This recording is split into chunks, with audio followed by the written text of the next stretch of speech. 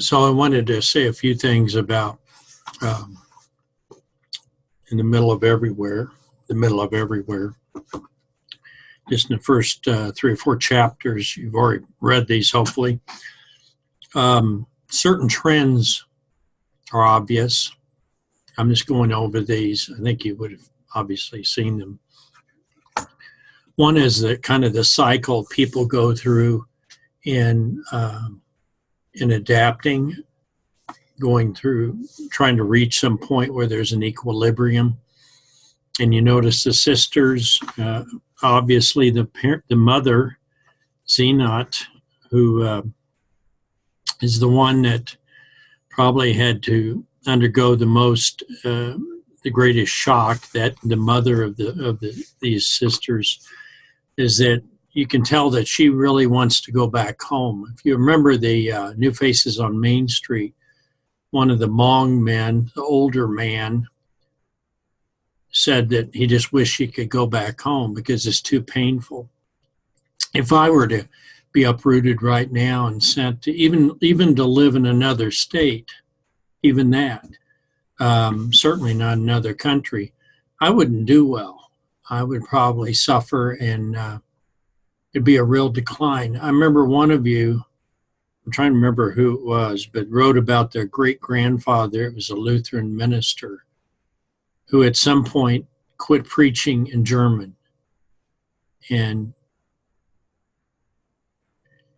very sad. I thought about that, and I was thinking, imagine a man who's been educated, he's a minister, and suddenly has to be silent. How frustrating that would be for someone's life. Now, the children are always adapting. They're younger, and you see it with these sisters. Issues like language. The youngest sister is going to go to college. I don't remember which one it was. There's so many of them in here. But I remember the youngest sister, they're going to be okay. They're most likely Shireen, I think. Yeah, she was a baby of the family. And her other sister, Jabha, kind of hard to say. These are the sisters, the youngest, because of youth, they'll be the most adaptable. So when you read through these, and if you put yourself in that place, even if it's just to talk about moving to somewhere else, even if you've just done it in your own country, that's really quite traumatic. I remember moving to Nebraska, and I was kind of lost. I moved from Oklahoma to Lexington, Nebraska, and I remember arriving, and I didn't know anybody. I felt kind of down for quite a while.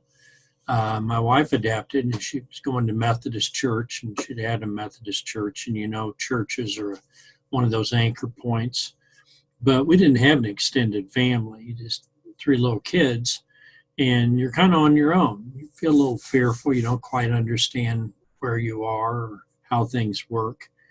I remember being real frustrated with getting internet access, because that's like one of the anchors now. If you don't have internet, I actually had to go to the radio station in 1997 and ended up buying 2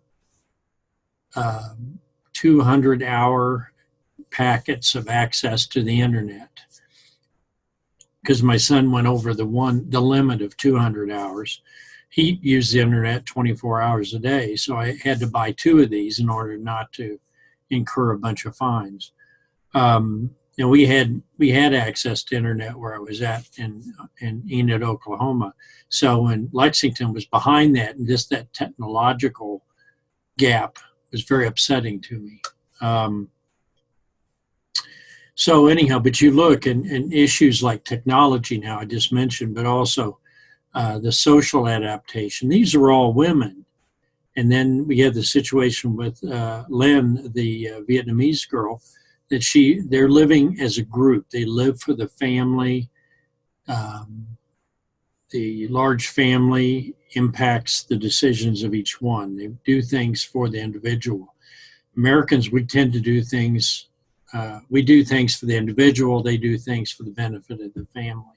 So there's a lot of pressure there, especially when you're in a culture that's different. And she notes in here, Pfeiffer talks about that, the experience of learning to drive, trying to help people back home in either Pakistan or Iraq or Vietnam, sending money back. That's very common. You saw it with the Lost Boys. You're watching that video. That whether they're called anchors or whether they're called those connecting wires or whatever you want to call them, that you don't escape. It's that web that's part of your culture. You can only go so far and strain it so far. If you break out of it, then you depart, and then there's a lot of pain in the family if someone basically leaves. There's one in here, I remember a young man, an older man was upset that his son has joined a gang, or that the daughter, you'll see it in here, where a daughter is married an American husband. Things are changed. It's not like it used to be. And the family as a unit tries to adapt, but there's a lot of stress in there. So what is lost is huge, and what is gained is not readily apparent. Now, language, and I wanted to mention this because we know, I teach ESL, we know that just conversational language, street English or playground English, children pick this up pretty quickly because they're at a young developmental level. They learn to play with other kids. They pick up English. I've seen this many times. Doesn't mean they're fluent in it, but they seem to function well in it. But for adults, it's very difficult, mainly because we have a thing called the affective filter, which is our emotional a shield that we put up, that when we don't understand another language, we just hear noise and we tend to shut it off. You've ever heard someone speaking Chinese and you don't speak Chinese? Do you really spend any time trying to make sense of it or trying to observe? Usually you just shut down. Languages that are similar, like French or Romantic languages, Italian, Spanish, French, there's a lot of crossover words. Even German. When I hear German, I can hear some English words in German. Guten Tag, good morning. Wunderbar, wonderful. I'm used to some of those just because I've heard them. So I'll pick those out, but usually I'll get left in the dust and when they go faster. So language is hard to acquire. When you're older, as he mentions with the Zina, the older mother, she goes to a place where some of the Kurdish women are trying to learn English, but someone has to kind of explain it to them and slow it down because they're just because there's resistance to learning a language, and I'm a firm believer it's more psychological than a result of age, but we build up all this, I don't know, crust or resistance or whatever. So it's tougher for older people to learn language. Customs and things, clothing, getting the proper food. You can see in here, and they go to restaurants, how tough that is. So you got the food. You've also got the language that's being lost. And that's really with younger children when they speak two languages, and sometimes they get kind of drafted into being the translators. And you see things like a 10-year-old in a bank trying to translate explanation of compound interest or something. They can't do it because it's too difficult a concept. So younger generations tend to adapt quickly and then also move away.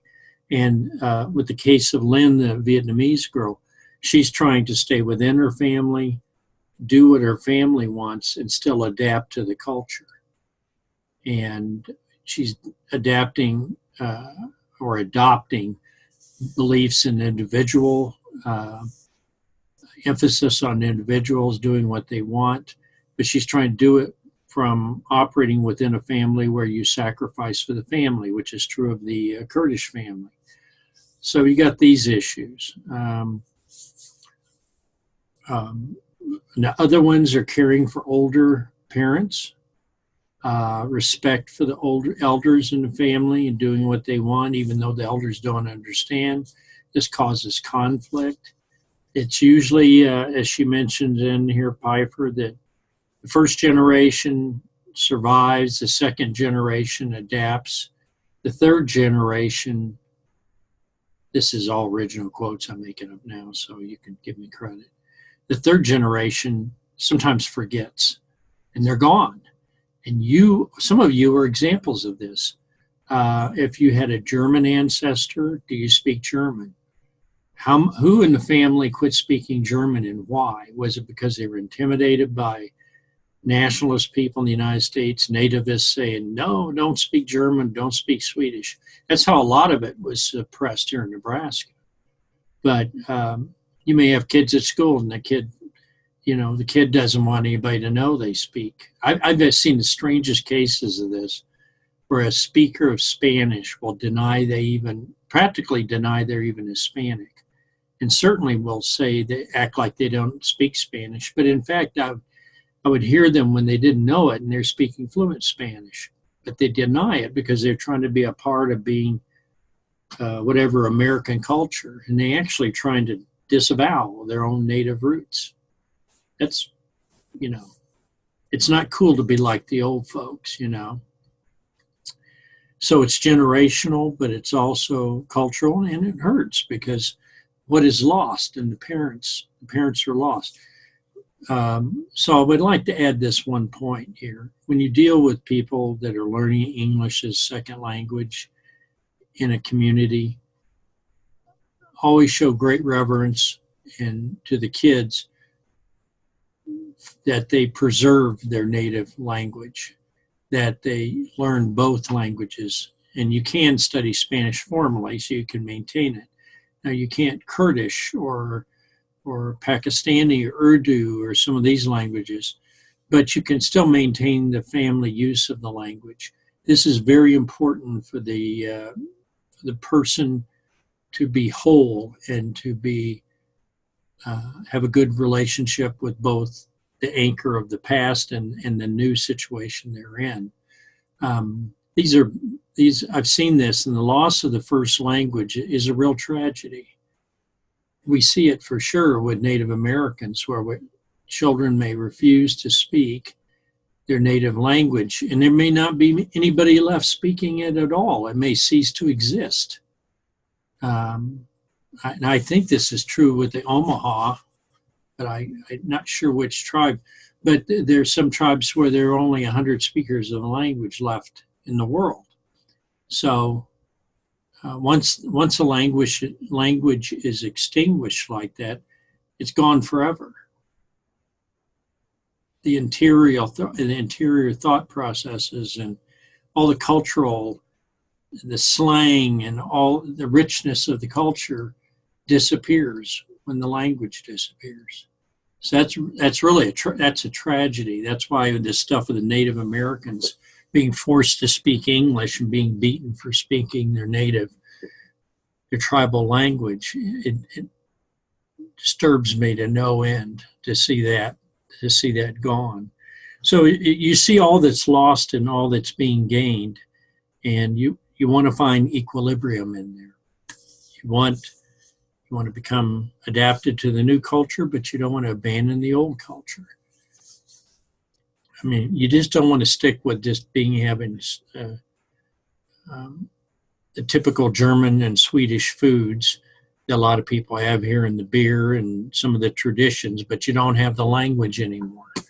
It's like for the older generation, it's like you're going to be extinction. People won't even remember how you thought and what was important to you and little things you used to say. You can imagine if you had to give up your language. You give up everything. You give up the culture. Language is such a fascinating artifact that it contains everything in culture. So, well, I wanted to add that because as you're reading this is such a beautiful book. And I like it that she's from Beaver Creek or Beaver City. I forget which one. I think it's the one down by Arapahoe, not far south of Lexington, where I live. So So you can grow up in Nebraska as Mary Pfeiffer and be a very worldly, knowledgeable person. Even, but she did travel a lot, I'm sure. Okay, well, I'm babbling now, so I just want you to add those things in to be thinking about as you're reading the text.